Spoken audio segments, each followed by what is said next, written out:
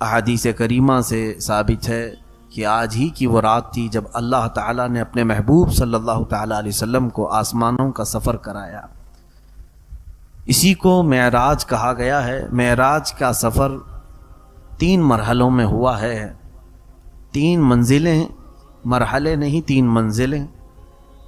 پہلی منزل تو قرآن پاک سے صاف ثابت ہے، اس کا انکار جائز ہی نہیں ہے۔ اللہ نے فرمایا پاک ہے وہ ذات جس نے اپنے بندے خاص کو رات کے ایک حصے میں مسجد حرم سے مسجد اقصی تک کا سفر کرایا۔ یہ قرآن پاک سے ثابت ہے، یہ سفر مسجد حرم سے لے کر مسجد اقصی تک کا سفر۔ مسجد اقصی بیت المقدس کو کہتے ہیں۔ دوسرا سفر ہے بیت المقدس سے لے کر آسمانوں کا سفر، جس میں پہلا آسمان، دوسرا آسمان، تیسرا، چوتھا، پانچواں، چھٹا، ساتواں آسمان، حتیٰ کہ سدرۃ المنتہا تک کا سفر، جس میں جبرائیل امین علیہ السلام ساتھ رہے۔ یہ دوسری منزل ہے، جس میں براق کی سواری کے ساتھ میرے آقا صلی اللہ علیہ وسلم جبرائیل امین کے ساتھ رہے۔ تیسرا سدرۃ المنتہا کے بعد جبرائیل امین علیہ السلام بھی الگ ہو گئے اور براق سواری بھی الگ ہو گئی، اور پھر یہ دونوں ہٹ گئے، صرف تنہا میرے آقا صلی اللہ علیہ وسلم لامکاں کا سفر کی۔ یہ تیسری منزل ہے۔ یہاں سوائے میرے نبی کے کسی دوسرے کی وہاں پر شرکت ہوئی ہی نہیں۔ بس وہ کون سی جگہ تھی، اس جگہ کا نام ہی نہیں ہے، جس کو لامکاں کہا گیا۔ اللہ رب العزت کی طرف سے آواز آتی رہی، ادن منی یا احمد، اے احمد مجھ سے قریب ہوتے جاؤ، قریب ہوتے جاؤ۔ میرے آقا صلی اللہ علیہ وسلم بڑھتے گئے۔ سورہ نجم میں اللہ تعالیٰ نے اس واقعے کو یوں فرمایا، فَكَانَ قَابَ قَوْسَيْنِ أَوْ أَدْنَىٰ، تو محبوب اور محب اللہ اور اس کے رسول کے بیچ اتنا فاصلہ رہ گیا تھا جیسے کہ 2 کمانوں کے بیچ میں فاصلہ رہتا ہے۔ میرے آقا صلی اللہ تعالیٰ علیہ وسلم کی آج کی رات میرے مولا سے قربت کی رات ہے۔ رب تعالیٰ نے وہ حسین سعادت میرے نبی کو عطا فرمائی جو کائنات میں کسی اور کو عطا ہوئی بھی نہیں اور قیامت تک ہوگی بھی نہیں۔ صرف تنہا ایک ذات ہے میرے آقا صلی اللہ علیہ وسلم کی، جنہوں نے اپنے ماتھے کی آنکھوں سراپا ذات کا دیدار فرمایا ہے۔ اسی لیے اعلیٰ حضرت فاضل بریلوی رضی اللہ تعالیٰ عنہ نے کوئی غیب کیا تم سے نہا ہو بھلا، جب نہ خدا ہی چھپا تم پہ کروڑوں درود۔ اب یہاں سے میں نے یہ 3 منزلیں آپ کو بتائی، ایک مسجد حرم سے مسجد اقصی تک، یہ قرآن پاک خود بیان کر رہا ہے۔ دوسری منزل ہے بیت المقدس سے سدرۃ المنتہا تک۔ تیسری منزل ہے سدرۃ المنتہا سے لامکاں اپنے رب ذوالجلال کے قرب و جوار تک کی۔ اب یہ سفر کتنے مہینوں کا تھا، کتنے سالوں کا تھا، کتنی صدیوں کا تھا، پتہ نہیں، کیونکہ ایک آسمان سے دوسرے آسمان کے بیچ کا فاصلہ ہی فرمایا گیا کہ اگر تیز رفتار کوئی سواری دوڑے تو 500 سال کے بعد پہنچے گی۔ ایک آسمان سے دوسرے آسمان کے بیچ اس طرح کے 7 آسمان، پھر اس کے بعد 7ویں آسمان کے بعد سدرۃ المنتہا، اتنی ہی اوپر۔ سدرۃ المنتہا کے بعد پھر کون سے مکانات ہیں وہ اللہ جانے اور اس کا محبوب جانے۔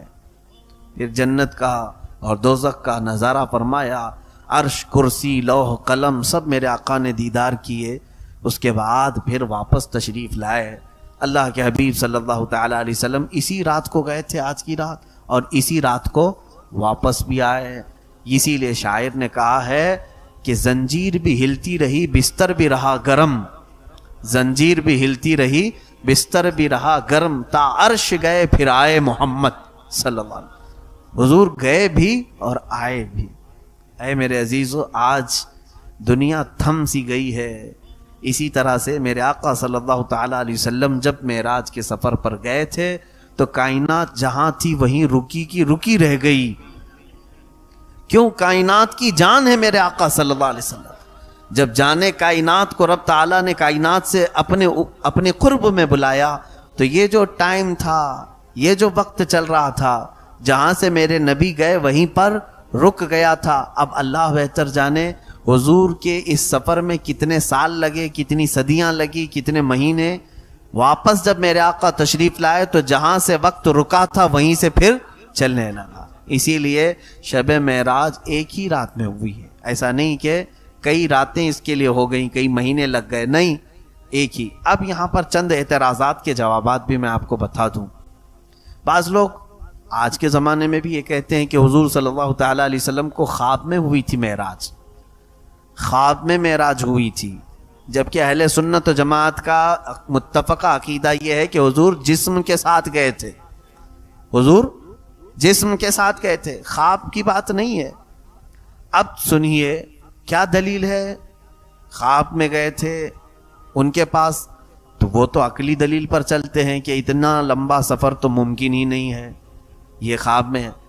اب آپ کہتے ہیں کہ نہیں حضور جسم کے ساتھ گئے تھے, تو سب سے بڑی دلیل تو یہ ہے کہ جب میرے آقا صلی اللہ تعالی علیہ وسلم اس سفر سے آئے تھے واپس, دوسرا دن آیا, دوسرے دن حضور صلی اللہ علیہ وسلم مکہ والوں کو اپنے سفر کی داستان سنا رہے تھے. کیا کیا سنا رہے تھے؟ میں یہاں سے بیت المقدس گیا, بیت المقدس میں نبیوں کی امامت فرمائی, اور اس کے بعد آسمانوں کا سفر کیا, اپنے رب سے ملاقات کی, اور پھر واپس آ گیا. جسے ماننا تھا انہوں نے مان لیا, جسے کچھ پوچھنا تھا انہوں نے پوچھ بھی لیا, جسے نہیں ماننا تھا انہوں نے سیدھے کیا کہا, یہ تو جھوٹی باتیں ہیں, من گھڑت باتیں ہیں معاذ اللہ.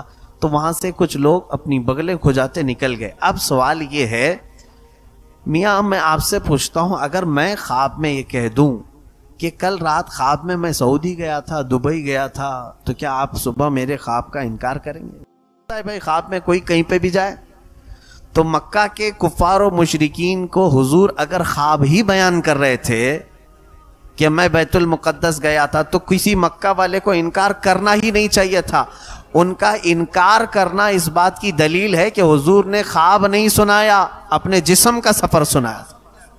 انہوں نے اپنے جسم کا سفر سنایا تھا. انکار ان کافروں کا اس بات کی دلیل ہے کہ میرے آقا صلی اللہ تعالی علیہ وسلم اپنے خواب کی بات نہیں بتا رہے تھے. میاں تم خواب کی بات کر رہے ہو, یہ تو میرے آقا صلی اللہ تعالی علیہ وسلم کو زندگی پاک میں جسم کے ساتھ ایک بار معراج ہوئی, خواب کی تو تعداد ہی نہیں کہ کتنی بار ہوئی.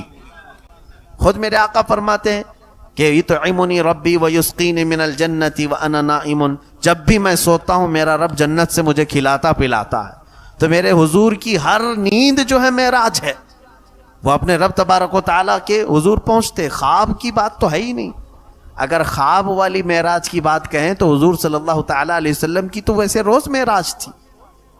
جسم کے معراج کی بات تھی تو وہ شب معراج آج کی یہ رات 26ویں رجب کے بعد 27ویں جو شب آئی, عزیزان گرامی وقار, یہ معراج کے سلسلے میں جو اللہ تبارک و تعالیٰ نے میرے نبی کو جس شان سے بلایا, آیتیں پڑھو تو سمجھ میں آتا ہے. دیکھیں اللہ اپنے حبیب پاک صلی اللہ تعالیٰ علیہ وسلم کا کیسے سفر کا اہتمام فرما رہا ہے. پہلی تو بات یہ ہے کہ اسی رات کو کیوں ہوئی, اس کے متعلق مفسرین فرماتے ہیں کہ حضور کو آج ہی کی رات معراج کیوں ہوئی, آج اللہ نے اپنے پاس کیوں بلایا. ہوا یہ تھا کہ میرے آقا صلی اللہ تعالیٰ علیہ وسلم روزانہ اسلام کی تبلیغ فرماتے تو کوئی نہ کوئی اسلام ضرور قبول کرتا, لیکن آج کا دن پورا میرے آقا صلی اللہ علیہ وسلم کا ایسا گزرا کہ حضور کی دعوت پر ایک نے بھی اسلام قبول نہیں کیا. اور اللہ کے حبیب صلی اللہ علیہ وسلم کو سب سے بڑا غم اسی بات کا ہوتا کہ اگر کوئی ایمان نہ لائے تو حضور کو بڑی تکلیف ہوتی. میرے آقا صلی اللہ تعالیٰ علیہ وسلم غمگین ہو گئے, یہاں تک کہ اپنے گھر میں نہیں گئے, ام ہانی کے گھر گئے, دروازہ بند کیا. غم اتنا تھا کہ حضور صلی اللہ تعالیٰ علیہ وسلم کسی سے بات بھی نہیں فرما رہے تھے. کہا دروازہ بند کرو اور میں آرام کرتا ہوں. کبیدہ خاطر تھے میرے آقا صلی اللہ علیہ وسلم. جب لوگوں کو منع کر دیا, حتیٰ کہ ایک روایت میں حضرت فاطمہ کو دروازے پر کھڑا کر دیا کہ کسی کو آنے نہ دینا, کسی سے ملاقات نہیں کرنی. آج یہ رات آج میرے آقا صلی اللہ تعالیٰ علیہ وسلم غمگین ہو کر کے سوئے. میاں ہم اور آپ جب غمگین ہوتے ہیں تو سوچتے ہیں کہ کوئی تفریح کر لیں, کہیں پر چہل قدمی کر لیں, جا کر کے ٹہل کر کے آ جائیں تاکہ دل بہل جائے.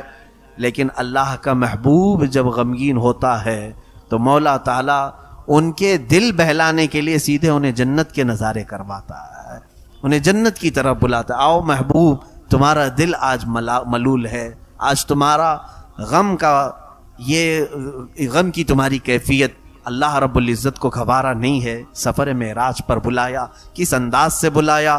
جبرائیل امین کو بھیجا، وہ بھی اس طرح سے کہ جبرائیل جا کر سیدھے جگہ نہ دینا بلکہ اپنی پیشانی محبوب کے قدموں پہ لگانا۔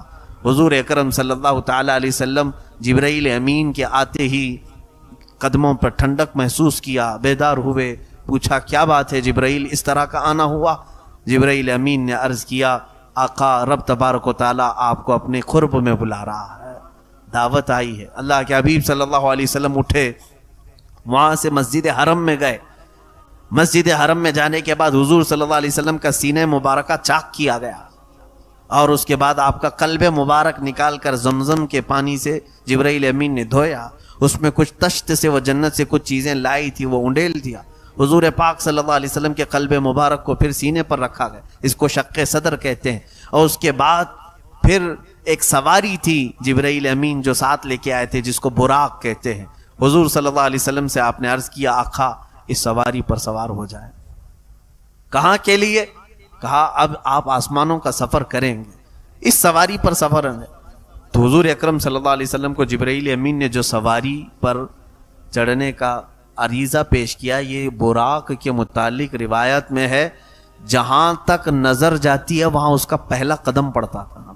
یہاں سے اگر تم آسمان تک دیکھ رہے ہو تو اس کا پہلا قدم، اس کی رفتار اندازہ نہیں کر سکو گے، کرنٹ سے بھی زیادہ تیز رفتار براق۔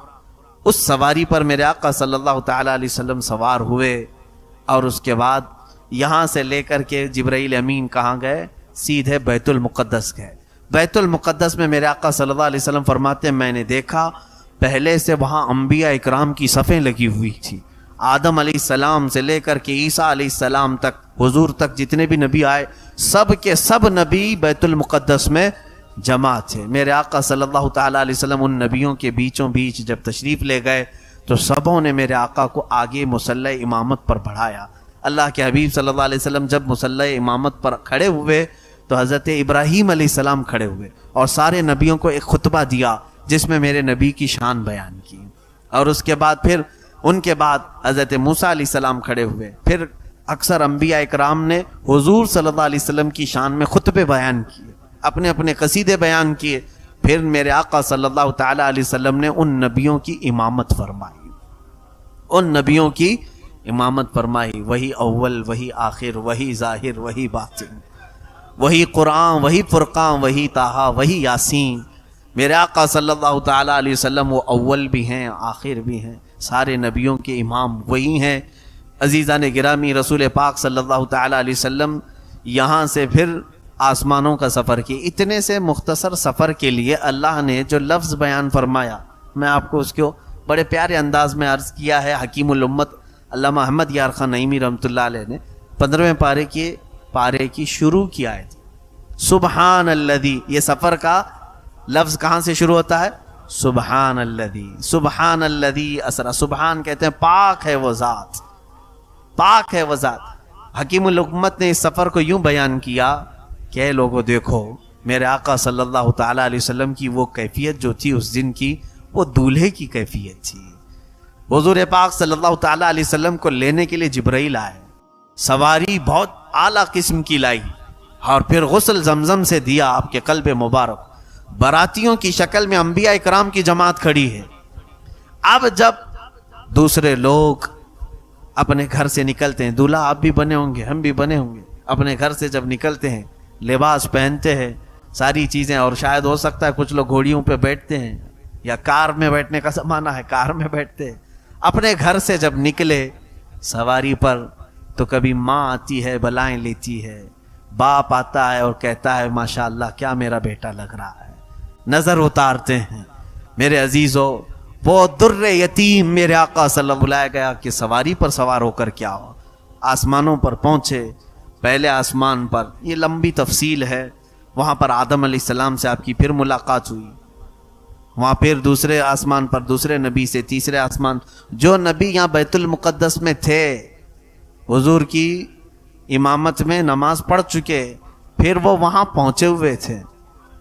اب ایک سوال آتا ہے کہ آپ کہتے ہیں کہ بیت المقدس میں حضور نے سارے نبیوں کو نماز پڑھائے، اور پھر یہاں سے نکلے، پہلے آسمان میں آدم علیہ السلام سے ملاقات ہوئی، دوسرے آسمان میں نوح علیہ السلام سے، تیسرے آسمان میں ادریس علیہ السلام، چوتھے آسمان میں حضرت یوسف علیہ السلام، تیسرے آسمان میں، چوتھے آسمان میں عیسیٰ علیہ السلام. اس طرح انبیاء اکرام سے ملاقات کرتے رہے.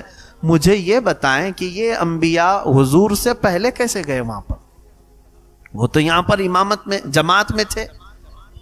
تو حضور پاک صلی اللہ تعالی علیہ وسلم کی اس امامت میں جماعت میں وہ شریک بھی رہے. اس کا جواب مفسرین نے یوں فرمایا، بات در حقیقت یہ ہے کہ حضور صلی اللہ تعالی علیہ وسلم دولہے کی شکل میں تھے، اور دولہے کی سواری بڑی آرام سے جاتی ہے، اور براتیوں کو انتظام کے لیے کبھی پہلے پہنچنا ہوتا ہے، تیزی سے وہ جا کر کے استقبال کے لیے کھڑے ہو جاتے ہیں. تو حضور کی وہ براق کی سواری پوری اپنی رفتار سے نہیں، بلکہ وہ اپنی شان کے ساتھ جیسے دولہے کو لے جاتی ہے اس طرح سے وہ جا رہی تھی. اور اندازہ کرو وہ انبیاء اکرام کی رفتار اتنی ہے، تو پھر اگر میرے نبی کی پوری رفتار ظاہر ہو جائے تو اس رفتار کو کون پا سکے؟ عزیزان محترم، حضور پاک صلی اللہ تعالی علیہ وسلم کے معراج کے سفر کی گتھیاں سلجھانا معمولی بات نہیں ہے. سیدھے اس کا جواب ایک ہی ہے. بعض لوگ اگر کنفیوژن ہے کہ اتنا لمبا سفر، بیت المقدس میں اتنے نبیوں سے ملاقات، ساتوں آسمان، یہ سب چیزیں نہیں سمجھ میں آتا، عقل میں نہیں آتی بات. بہت سارے لوگ یہ سمجھتے ہیں. پہلی بات تو یہ ہے کہ مسلمان اگر ایسی بات کہے تو اسے سمجھا دیں، میاں یہ میرے آقا صلی اللہ علیہ وسلم کا معجزہ ہے. معجزہ اس کو کہتے ہیں جو عام لوگوں کی عقل میں نہ آئے. اگر تیری عقل میں آ جاتا تو وہ معجزہ کیسے ہوتا؟ حضور صلی اللہ تعالی علیہ وسلم نے انگلی کے اشارے سے چاند کے ٹکڑے کی، یہ تیرے ذہن میں آ گیا؟ سمجھ میں آیا؟ کوئی کر سکے گا؟ حضور نے ڈوبے ہوئے سورج کو پلٹایا، کیا یہ تمہاری سمجھ میں آ گیا؟ حضور صلی اللہ علیہ وسلم نے اپنی انگلیوں کے بیچ سے پانی کے فوارے جاری فرمائے، کیا یہ تمہاری سمجھ میں آ گیا؟ تو جب یہ معجزات سمجھ میں نہیں آئے تو معراج کیسے سمجھ میں آئے گی؟ یہاں پر صرف صدیق کا وہ ایمان چاہیے. حضرت ابوبکر صدیق رضی اللہ تعالیٰ عنہ کو جب حضور صلی اللہ علیہ وسلم نے یہ سنایا، میرے عزیزو، حضور سیدنا ابوبکر صدیق نے حضور سے پہلے نہیں سنا اس واقعے کو، ابو جہل سے پہلے سنا انہوں نے. آپ سفر سے آ رہے تھے، ابو جہل بیچ راستے میں پکڑ لیا اور کہا ابو بکر ایک شخص مکہ میں آیا، یوں کہہ رہا ہے کہ رات کو یہاں سے فلسطین گیا تھا، بیت المقدس، پھر واپس آ گیا. آسمانوں کی بات اس نے نہیں کی. ابو جہل نے حضرت ابو بکر کو پکڑ کے ابو بکر صدیق سے پوچھا کیا ایسا ہو سکتا ہے؟ حضرت ابو بکر نے کہا ایسا ایک رات میں کون جا کے آ سکتا ہے، نہیں ہو سکتا. تو ٹھٹا مار کر کے ہنسنے لگا. کہا دیکھ میں کہتا نہیں تھا کہ وہ ایسی ہی بکواس کرتا ہے، معاذ اللہ رب العالمین. حضور کے بارے میں اول فول بکنے لگا اور کہا ابو بکر یہ کوئی اور نہیں محمد کہہ رہے ہیں. حضرت ابو بکر صدیق جلال میں آئے، کہا او کمبخت، اگر وہ اس سے بھی بڑی بات کہیں گے تب بھی میں یقین کروں گا. تو یہاں سے بیت المقدس کی بات کر رہا ہے، وہ اس سے بھی بڑی بات کریں گے تو میں ایمان لے آؤں گا. اگر انہوں نے کہا یہ ایمان ہونا چاہیے. میرے آقا صلی اللہ علیہ وسلم نے جب فرما دیا میں نے سفر کیا، تو تم اپنی عقل کے گھوڑے مت دوڑاؤ کہ کیسے کیا ہوگا. تم اپنے اعتبار سے انہیں سوچ نہیں سکتے. ہم جو چیزیں کر رہے ہیں اس کے اوپر حضور صلی اللہ علیہ وسلم کو ناپ نہیں سکتے. یہ بات سمجھ کر کے چلے. اللہ کے نبی کی ذات اور ہے، تم عام انسانوں کی ذات اور ہے. اس کے علاوہ سب سے بڑی بات تو یہ ہے کہ حضور صلی اللہ تعالی علیہ وسلم خود گئے تھوڑی نہ ہے. تم اگر معراج کا انکار کر رہے ہو تو گویا کہ اللہ کا انکار کر رہے. اللہ فرما رہا ہے میں لے گیا، اللہ لے گیا ہے. تو جس میں رب تبارک و تعالیٰ یہ فرما رہا ہے کہ پاک ہے وہ ذات جو اپنے بندے خاص کو لے گیا، تو اللہ لے گیا ہے. تو تمہیں درد کس بات کا؟ کیا اللہ تعالیٰ کی بھی قدرت کا انکار کرتے ہو؟ رب تبارک و تعالیٰ کی طاقت کا بھی انکار کرتے ہو؟ آج وہ بدبخت لوگ جو بدعقیدہ ہیں میرے آقا کے معراج کے سفر کا انکار کرتے ہیں، ان کے لیے میں کہہ رہا ہوں جس نے حضور کے معراج کے سفر کا انکار کیا اس نے خدا کی شان اور اس کی قدرت کا انکار کیا. کیونکہ اللہ نے فرمایا اللہ لے گیا ہے. تو تمہیں اس بات کا کیا درد ہے کہ اللہ جسے جہاں چاہے لے جائے. اب سنیے اس سفر پاک کی اور آخری باتیں. میں آج مختصر کرتا ہوں اس چیز کو. رسول پاک صلی اللہ تعالی علیہ وسلم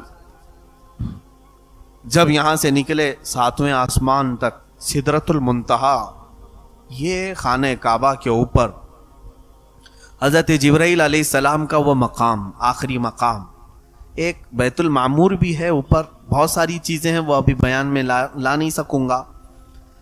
جبرائیل امین وہاں پہنچ کر کے کہنے لگے یا رسول اللہ صلی اللہ علیہ وسلم اب اس کے آگے میں نہیں جا سکوں گا، میری حد یہیں تک کی ہے، مجھے یہیں تک آنے کی اجازت ہے۔ وہ جبرائیل جو سید الملائکہ، سارے فرشتوں کے سردار، حضرت جبرائیل علیہ السلام اگر اپنی اصلی شکل میں آئیں تو یہ پوری دنیا صرف ان کے پروں سے بھر جائے گی، اتنے طاقتور فرشتے۔ باقی سارے فرشتوں کی بات الگ ہے، حضرت جبرائیل علیہ السلام کی بات الگ۔ وہ طاقتور، بہت ہی پاورفل فرشتہ حضرت جبرائیل علیہ السلام، جن کی رفتار کو نہیں جان سکتے آپ۔ اندازہ کرو کہ ابراہیم علیہ السلام اپنے بیٹے اسماعیل علیہ السلام کی گردن پر چھری رکھ چکے ہیں، چھری رکھ چکے ہیں، اور چھری کے چلنے میں کتنا ٹائم لگتا ہے؟ سیکنڈوں میں بھی نہیں۔ چھری یوں رکھی، یوں چلانا ہے۔ اس چلانے سے پہلے جبرائیل علیہ السلام جنت سے زمین تک آ چکے تھے۔ یہ رفتار جبرائیل امین کی ہے۔ توجہ چاہتا ہوں، جبرائیل کی طاقت کیوں میں بتا رہا ہوں، عرض کرتا ہوں۔ یوسف علیہ السلام کو ان کے بھائیوں نے کنویں میں پھینکا، واقعہ معلوم ہے؟ حضرت یوسف علیہ السلام کو ان کے بھائیوں نے یوں پکڑا اور کنویں میں یوں دھکیل دیا۔ کنواں بہت بڑا بھی نہیں تھا، بہت بڑا بھی نہیں تھا، لیکن ایک چیز کو جب اوپر سے گرایا جائے تو کتنی دیر میں وہ کنویں میں گرے گی؟ گھنٹہ لگے گا اس کو؟ منٹ لگیں گے؟ سیکنڈ بھی نہیں لگیں گے۔ اس میں بھی حدیث پاک ہے، یوسف علیہ السلام کو ان کے بھائیوں نے اوپر سے دھکا دیا، یوسف علیہ السلام کنویں کے اوپری حصے پانی پر آنے سے پہلے جبرائیل امین جنت سے نیچے آ چکے تھے اور اپنے ہاتھوں سے انہیں پکڑ کر کے ایک کونے پر بٹھا بھی چکے تھے۔ ابراہیم علیہ السلام کو نمرود نے آگ میں پھینکا، منجنیق میں ڈال کر کے پھینکا، اور وہ اتنی تیز توپ یہاں سے اڑے تو فوراً ادھر جائے، بندوق کی گولی۔ ابراہیم علیہ السلام کو آگ کے اوپر جیسے ڈالا گیا، میرے خیال سے وہ سب سے تیز رفتار کی منجنیق تھی اس زمانے۔ ابراہیم علیہ السلام آگ میں پہنچے بھی نہیں تھے اس وقت، جبرائیل امین علیہ السلام اپنے رب سے بات کر رہے ہیں اس وقت سدرۃ المنتہا پہ، سدرۃ المنتہا پہ اللہ سے بات کر رہے ہیں جب ان کو منجنیق سے پھینکا گیا۔ رب نے فرمایا جبرائیل جاؤ میرے بندے سے پوچھو کہ کوئی حاجت ہے۔ ان کے آگ میں پہنچنے سے پہلے ہی جبرائیل امین آ چکے تھے آگ کے پاس۔ کتنی تیز رفتاری، سمجھ گئے؟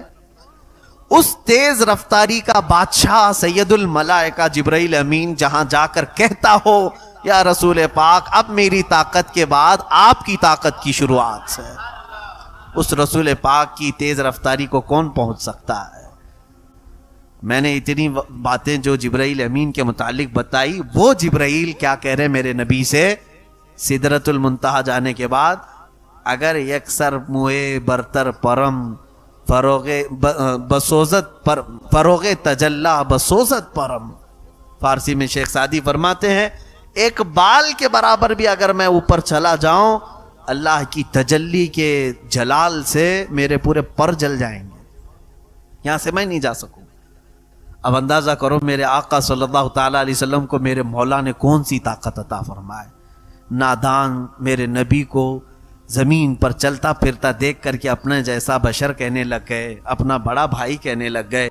تمہیں اندازہ نہیں، جبرائیل نے کبھی نہیں کہا میں نبی کو میرے جیسا، بلکہ جبرائیل امین ایک بار میرے آقا کے حضور حاضر ہوئے اور کیا کہا جانتے ہیں؟ جس کو شاعر نے اپنے فارسی کے شعر میں یوں کہا ہے، آفاق ہا گردیدہ ام بسیار خوباں دیدہ ام۔ فارسی میں کہا گیا آفاق ہا گردیدہ ام بسیار خوباں دیدہ ام، لیکن تو چیزیں دیگری یا رسول اللہ۔ میں نے بہت کائنات کو دیکھا ہے، بہت سارے آسمانوں کا، میں نے بہت ساری دنیاؤں کا سفر کیا ہے اور بہت اچھے اچھے لوگوں کو دیکھا ہے۔ جبرائیل کہہ رہے ہیں مگر یا رسول اللہ آپ چیز ہی الگ ہو، آپ کی کیفیت ہی الگ ہے۔ جو جبرائیل حضور کو اپنا برابر نہیں کہہ سکے، یہ آج کے دوسرے کسی کھیت کی مولی بھی نہیں ہے، وہ اگر اپنے نبی کو کہیں کہ ہمارے جیسے ہی تھے، کھاتے پیتے تھے، بازاروں میں گھومتے پھرتے تھے، معاذ اللہ رب العالمین، برابری کرنے چلنے والا، یہ کبھی کیوں نہیں سوچتے؟ حضور کو یہ کہتے ہیں ان کی بھی ایک ناک تھی، دو آنکھ تھے، حضور صلی اللہ علیہ وسلم کے بھی دو کان تھے، سب ہمارے بھی، ایک ظالم ایسے بھی کہہ رہا تھا، تو ہم تو اس کو یہ کہتے ہیں میاں تو حضور کو صرف دیکھا، تو یہ کیوں نہیں کہتا کتے کی بھی ایک ناک ہوتی ہے، دو آنکھ ہوتی ہے، دو کان ہوتے ہیں، تو یہ کیوں نہیں کہتا کتا بھی تیری طرح، تو کتے کی طرح ہے؟ تشبیہ تو یہاں پر بھی تو دے سکتا ہے، صرف آنکھ اور کان اور یہ ساری چیزیں ہو جانا یہ تشبیہ کی بات ہے؟ اس رسول پاک صلی اللہ تعالی علیہ وسلم کے بارے میں تم بات کر رہے ہو جس کے متعلق احادیث کریمہ یہ ہے جن کے تھوک میں بھی اللہ نے شفا رکھی ہے، جن کے پسینے مبارکہ کو عنبر اور مشک سے زیادہ حسین ترین خوشبوؤں میں رکھا ہے، اس رسول پاک صلی اللہ علیہ وسلم کے متعلق کبھی بھی زبان درازی نہ کرے۔ اب رہی بات میرے آقا صلی اللہ تعالی علیہ وسلم کے معراج، اب یہاں سے سدرۃ المنتہا کے بعد جو مقامات تھے اللہ رب العزت کے حضور جو میرے آقا گئے ہیں، اللہ اکبر، وہ کیفیت کو ہم بیان نہیں کر سکتے، وہ کیسی تھی، وہ کون سی جگہ تھی، اور میرے رب کو میرے آقا نے کیسے دیکھا۔ حضور صلی اللہ علیہ وسلم سے پوچھا بھی صحابہ نے، تو حضور نے اتنا کہا میں نے میرے رب کو بہت حسین شکل میں دیکھا، لیکن کوئی چہرہ ایسا تھا یا کوئی ہاتھ تھا، کوئی پیر تھا، معاذ اللہ، اللہ کے لیے کوئی جسم ثابت نہیں کر سکتے۔ یہ بھی یاد رکھیں آپ، اللہ کا کوئی جسم ہم ثابت نہیں کر سکتے، کیونکہ جو تمہارے عقل میں آ جائے وہ خدا نہیں ہے۔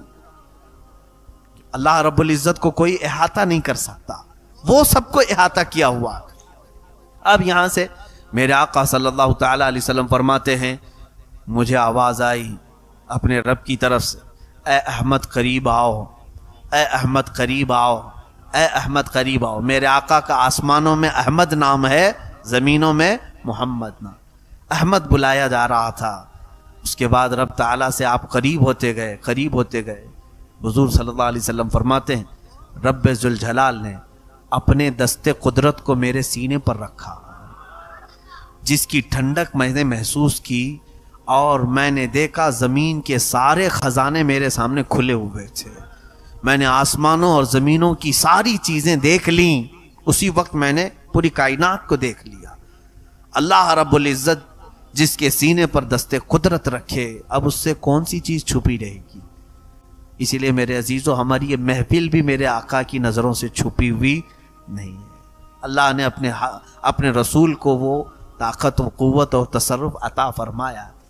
اب اندازہ کریں، حضور پاک صلی اللہ علیہ وسلم فرماتے ہیں اب جو راز و نیاز کی باتیں ہوئیں اللہ اور اس کے محبوب کے درمیان، اس کی ساری تفصیلات تو ہیں نہیں۔ اللہ تبارک تعالیٰ نے اپنے نبی سے کیا باتیں فرمائی، بہت ساری باتیں تھیں، لیکن جو امت کے لیے تھی وہ اہم باتیں تھیں۔ حضور پاک صلی اللہ تعالیٰ علیہ وسلم کو اس وقت میرے رب نے ایک آپشن دیا، اختیار دیا۔ ویسے تو خود اللہ نے بلایا ہے، آج میرے آقا جو مانگتے وہ مل جاتا، اور ملا بھی۔ اندازہ کرے حضور صلی اللہ علیہ وسلم سے رب تعالیٰ یہ فرما رہا ہے اے محبوب آج تمہاری کوئی حاجت ہو تو بیان کر دو۔ اگر رسول پاک صلی اللہ علیہ وسلم، کیونکہ میرے آقا نے کبھی یہ نہیں کہا کہ مولا مجھے اب کسی چیز کی حاجت نہیں، بلکہ ہمیشہ ہم تیرے محتاج ہی ہیں۔ یہ وہ زمانہ تھا جب مکہ والے ستا رہے تھے، یہ وہ زمانہ تھا جب مکہ والے صحابہ کو گھسیٹا کرتے تھے، حضور پر سوشل بائیکاٹ کے قانون لگائے تھے، بہت ساری پابندیاں کی تھی، پریشان کیے ہوئے تھے۔ میرے آقا صلی اللہ تعالیٰ علیہ وسلم اللہ تعالیٰ سے یہ عرض کرتے کہ مولا یہ ساری کلفتیں آزاد ہو جائیں، مکہ میں بڑا محل مل جائے، عیش سے میرے سارے ساتھی میرے صحابہ زندگی گزارے۔ حضور صلی اللہ تعالیٰ علیہ وسلم سے جب رب تعالیٰ نے فرمایا اے محبوب آج تمہاری کوئی حاجت ہے تو بیان کرو، میرے آقا صلی اللہ علیہ وسلم نے فرمایا مولا ایک حاجت ہے میری، ایک حاجت ہے میری۔ تو رب نے فرمایا کہو میرے محبوب۔ میرے آقا نے عرض کیا مولا میری امت کی بخشش میرے حوالے کرتے، میری امت کو میرے حوالے کرتے۔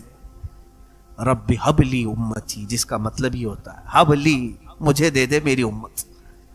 جو نہ بھولا ہم غریبوں کو رضا، یاد اس کی اپنی عادت کیجیے۔ جو نہ بھولا ہم غریبوں کو رضا، یاد اس کی اپنی عادت کیجئے۔ جانتے ہیں آپ آج اسی شب معراج کے واقعے کو ہم نمازوں میں ادا کرتے ہیں، التحیات ہم پڑھتے ہیں، التحیات للہ والصلوات والطیبات، اس کا مجموعہ پورا فقہا نے فرمایا جب نبی اوپر جا رہے تھے میرے رب کے حضور تو یہ پڑھتے ہوئے جا رہے تھے، التحیات للہ والصلوات والطیبات، جس کا مطلب ہوتا ہے تمام پاکیاں اللہ تیرے لیے، تمام ستھرائیاں تیرے لیے، ساری تعریفیں تیرے لیے۔ جب حضور نے یہ جملہ فرمایا تو رب تعالیٰ نے جواب میں یوں فرمایا، السلام علیکہ ایھا النبی ورحمۃ اللہ وبرکاتہ۔ دیکھیں سلام کون کر رہا ہے؟ میرے نبی کو اللہ خود فرما رہا ہے، اے نبی تم پر سلامتی ہو اور اللہ کی رحمت اور اس کی برکت۔ حضور کو سلام ملا کس کی طرف سے؟ اللہ کی طرف سے۔ اور اس کے بعد حضور صلی اللہ علیہ وسلم نے پھر دوبارہ یوں عرض کیا، دیکھیں یہ بھی موقع کیسا ہے میاں، اگر ہمیں کوئی بڑا آدمی سلام کر لے تو ہم کیا سوچیں کہ اب ہماری حیثیت بڑھ گئی، کسی اور کو یاد کریں نہ کریں، مگر حضور پاک صلی اللہ تعالی علیہ وسلم کو جب اللہ نے سلام فرمایا تو حضور آگے بڑھ کر یوں عرض کرتے ہیں، والسلام علینا وعلی عباد اللہ الصالحین۔ مولا صرف مجھ پر نہیں، میری امت کے سارے گنہگاروں پر بھی تیرا سلام اور صالحین بندوں پر بھی تیرا سلام۔ میرے آقا کہاں ہمیں فراموش کیے، کہیں ہمیں بھولے ہیں میرے آقا؟ رسول کریم صلی اللہ علیہ وسلم نے ہمیں کسی جگہ پر چھوڑ دیا ہے؟ اے میرے عزیزو، اللہ کے حبیب صلی اللہ علیہ وسلم نے جب یہ عرض کیا سارے ملائکہ سن رہے تھے اللہ کا کلام اور نبی کا یہ کلام۔ حضور نے پہلے کیا کہا اللہ کی تعریف میں؟ التحیات للہ والصلوات والطیبات۔ تو رب تعالیٰ نے فرمایا السلام علیکہ ایھا النبی ورحمۃ اللہ وبرکاتہ۔ اور میرے آقا نے پھر کہا والسلام علینا وعلی عباد اللہ الصالحین۔ تو یہ دونوں کے کلمے سننے کے بعد فرشتوں نے کہا اشہد ان لا الہ الا اللہ واشہد ان محمدا عبدہ ورسولہ۔ ہم گواہی دیتے ہیں کہ اللہ کے سوا کوئی معبود نہیں، اور ہم گواہی دیتے ہیں کہ محمد صلی اللہ علیہ وسلم اللہ کے بندے اور اس کے رسول ہیں۔ یہ اگر کوئی التحیات کا اتنا ٹکڑا بھی پڑھ لے تو اسے معراج سمجھ میں آ جائے گی، معراج کا سفر اس کے اندر۔ ہم نمازوں میں التحیات میں بیٹھے تو یہ منظر تصور میں لے کے آنا چاہیے، یہ منظر تصور میں لے کے آئیں کہ رسول پاک نے یہ جملے ادا کیے تھے، پھر میرے مولا نے اپنے نبی کو سلام کیا تھا، اور اس کے بعد میرے آقا نے ہم غریبوں کو یاد کیا تھا، پھر فرشتوں نے سب شہادت بیان کی تھی، ہم بھی کیوں نہ فرشتوں کی شہادت بیان کریں۔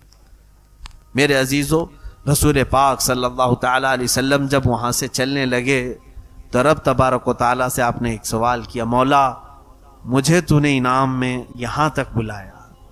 دیکھیں کہاں کہاں حضور پاک ہمارا خیال فرماتے ہیں کہ سب یہاں تک آ نہیں سکیں گے، سب تیرے دربار تک یہاں تک نہیں پہنچ سکیں گے، میں جاؤں گا تو میری امت مجھ سے بار بار تیرے بارے میں پوچھے گی، اور وہ پوچھیں گے کہ یا رسول پاک آپ تو پہنچ گئے، ہم کیسے جا سکیں گے؟ اے اللہ میں اپنی امت کو کیا بتاؤں؟ توجہ، رب تعالیٰ نے فرمایا اے محبوب میں ایک تحفہ تمہاری امت کو دیتا ہوں، اگر وہ اس پر عمل کرے گی تو ہر سجدے میں انہیں معراج ہوگی، وہ ہے نماز کا تحفہ۔ اللہ رب العزت نے 50 نمازیں فرض کی امت محمدیہ پر، کہا کہ رسول یہ لے جائیں 50 نمازیں اپنی امت کو پڑھنے کا حکم فرمائیں کہ وہ دن اور رات میں 50 نمازیں پڑھیں۔ میں سوچتا ہوں ہیں تو گھنٹے 24، اگر 50 نمازیں فرض ہوتی تو آدھے گھنٹے سے پہلے اذان ہونے لگ جاتی، نہیں 24 گھنٹے میں اگر آدھے گھنٹے پر بھی ہو تو 48 نمازیں ہوتی، پھر 2 بج جاتی تھی۔ 50 نمازیں 24 گھنٹے میں کیسے ادا کرتے؟ بڑا مسئلہ تھا۔ اللہ رب العزت نے بھی ظاہر سی بات ہے وہ بندوں پر عسر تکلیف تو نہیں چاہتا، حرج میں نہیں ڈالتا، مولا اتنا ہی دیتا ہے حکم جتنا بندے اٹھا سکتے۔ تو جب یہ آدھے گھنٹے میں نماز، ہر آدھے گھنٹے میں کہاں سے آئے گا بندہ؟ رب بھی جانتا ہے، لیکن پھر فرض کیا کیوں؟ اس کی بڑی حکمت ہے۔ حضور صلی اللہ علیہ وسلم وہ 50 نمازیں لے کر کے آئے، یہ کسی آسمان پر حضرت موسیٰ علیہ السلام سے ملاقات ہوئی، موسیٰ علیہ السلام بھی چھٹے یا پانچویں آسمان پر حضرت حضور صلی اللہ علیہ وسلم سے ملاقات کی اور پوچھا کہ کیا آپ کی بات ہوئی. حضور نے بتایا، کہا میری امت کو اللہ نے 50 نمازیں عطا کی. موسیٰ علیہ السلام نے کہا اے رسول واپس جائیں اپنے رب سے کہیں کہ کم کر دے، آپ کی امت اتنا نہیں کر پائے گی. کیا کہا حضرت موسیٰ علیہ السلام نے؟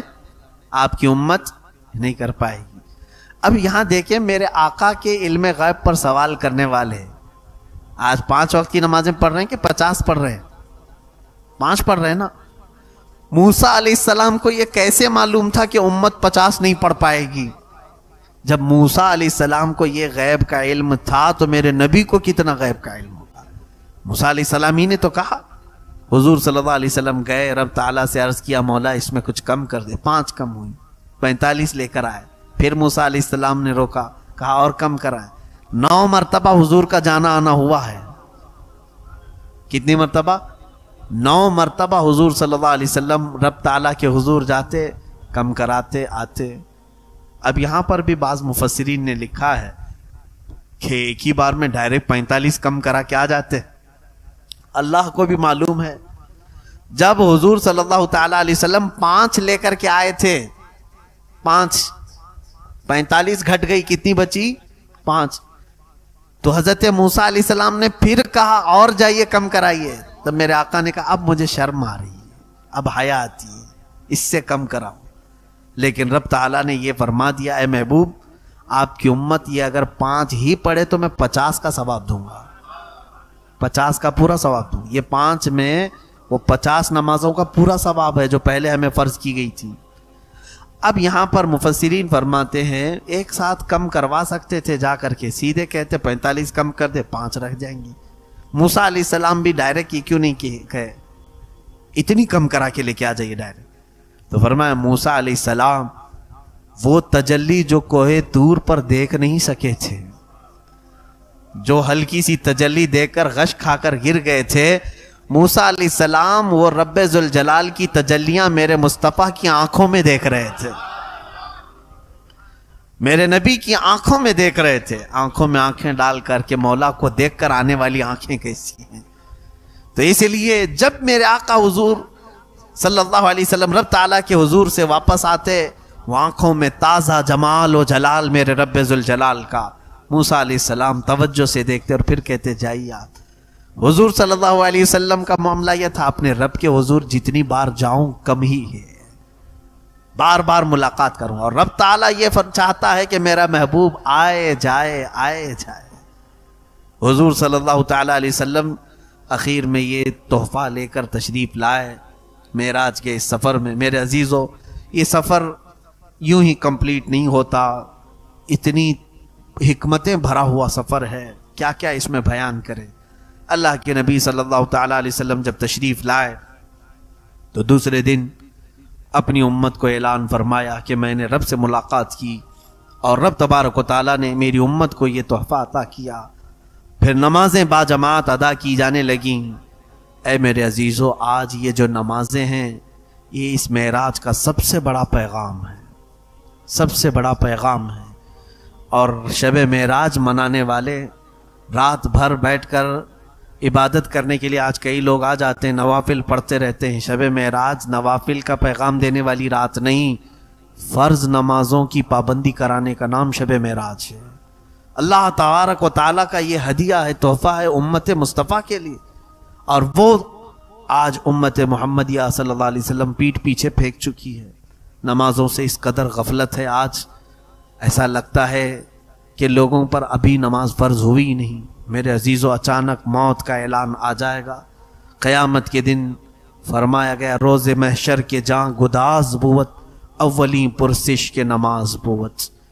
وہ قیامت کا دن جو جان پگھلا دینے والا ہوگا، سب سے پہلا سوال تمہاری نمازوں کے بارے میں ہوگا، جس کی جتنی نمازیں ہیں. اور میرے آقا صلی اللہ علیہ وسلم فرماتے ہیں حساب کتاب میں سب سے پہلے تمہارے یہ نہیں پوچھا جائے گا کہ کتنا کھایا، کتنا پیا، کہاں کہاں پیسہ خرچہ کیا، کیسے کمایا، یہ نہیں. سب سے پہلے تمہاری نمازوں کا سوال ہوگا. اور میرے آقا فرماتے ہیں جو نمازوں میں پاس ہو گیا اللہ اس کے دوسرے معاملات میں بھی اسے آسان کر دے گا. اور جو یہاں پھنس گیا ہر چیز میں پھنس جائے گا، وہ لمبی دیر تک محشر کے میدان میں پھنسا رہ جائے گا۔ ٹینشن مت لینا، وہاں پر تو 50,000 سال کے برابر کا ایک دن ہے، کہیں نہیں جانا ہے تمہیں، کہاں جانا ہے؟ موت بھی نہیں آنی ہے، ایسا ہے کہ سورج سے جل جل کے مر جائیں گے، نہیں، موت بھی نہیں، موت کو موت آ چکی ہوگی اس دن۔ حساب پورا تمہاری نمازوں کا لیا جائے گا۔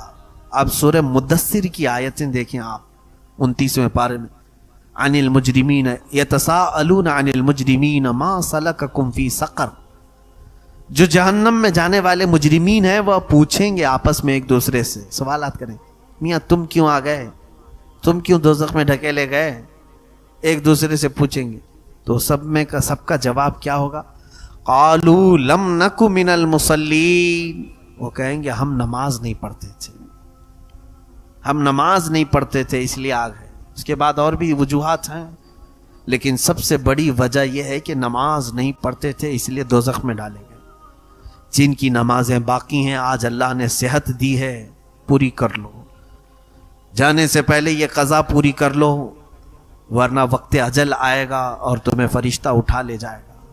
ہو سکتا ہے آج ہماری باتیں کچھ لوگوں کو کڑوی گزریں، کچھ لوگوں کو ایسی لگیں کہ ہمارے اوپر دقتیں ہیں، تمہیں یہ قیامت کے دن سمجھ میں آئے گا۔ میرے آقا صلی اللہ علیہ وسلم نے فرمایا، بے نمازی کا حشر قارون، فرعون اور حامان کے ساتھ ہوگا۔ دوزخ کے دروازے پر اس کا نام لکھا جائے گا کہ فلاں بے نمازی تھا۔ میرے آقا صلی اللہ تعالی علیہ وسلم نے اپنے نزع کے عالم میں، وفات کا وقت قریب ہے، اس وقت نماز کو میرے آقا نے ترک نہیں فرمایا۔ اس انداز سے میرے آقا مسجد میں تشریف لائے تھے، صحابہ فرماتے ہیں حضور صلی اللہ علیہ وسلم 2 صحابہ کے کندھوں پر ہاتھ رکھ کر کے چل رہے تھے، حضور صلی اللہ علیہ وسلم کا پیر مبارک زمین پر گھسٹتا ہوا آ رہا تھا، میرے آقا زمین پر پیر نہیں رکھ رہے تھے۔ اتنی علالت، اتنی تکلیف کے بعد بھی میرے آقا مسجد نبوی شریف میں جماعت کے ساتھ نماز کے لیے حاضر ہوئے۔ آج لوگ صحت مندی کے ساتھ نمازیں ترک کر رہے ہیں، نمازوں کو بھولے بیٹھے ہیں، لوگ یہ سمجھ رہے ہیں کہ ہمارا حساب نہیں ہونا ہے۔ عزیزان گرامی وقار، یہ آج معراج کے متعلق جو کچھ بھی میں بیان کیا وہ آغاز باب تھا۔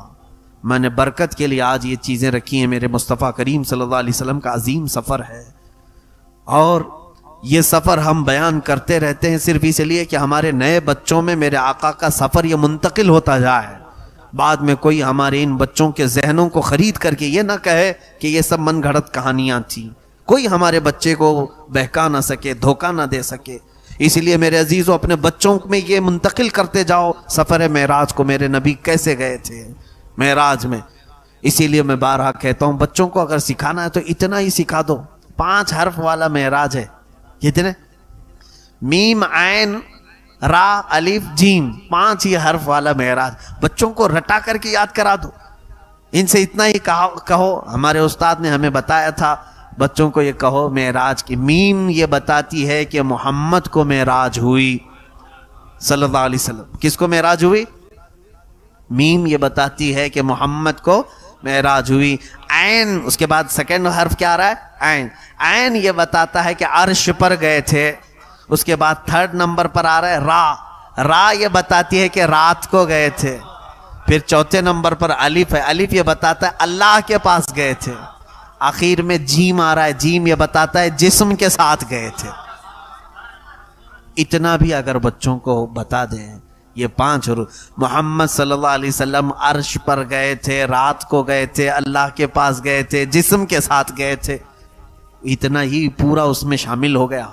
اپنے بچوں کو منتقل کرتے رہیے سفر معراج، اس لیے کہ بعد کے زمانے میں کہیں ایسا نہ ہو کہ کچھ بد عقیدہ ان سے ہمارے عقائد کو چھین نہ لے، ہماری روایات کو ختم نہ کر لے۔ اے قدیر و جبار خدا، ہم سب کو تو ہمارے گناہوں سے آزاد کر دے، معاف فرما دے، ہمارے بچوں کو تو سلیقہ عطا فرما، تمیز عطا فرما۔ وصلی اللہ تعالی علی خیر خلقی محمد وآلہ واصحابہ اجمعین، وآخر دعوانا الحمد للہ رب العالمین۔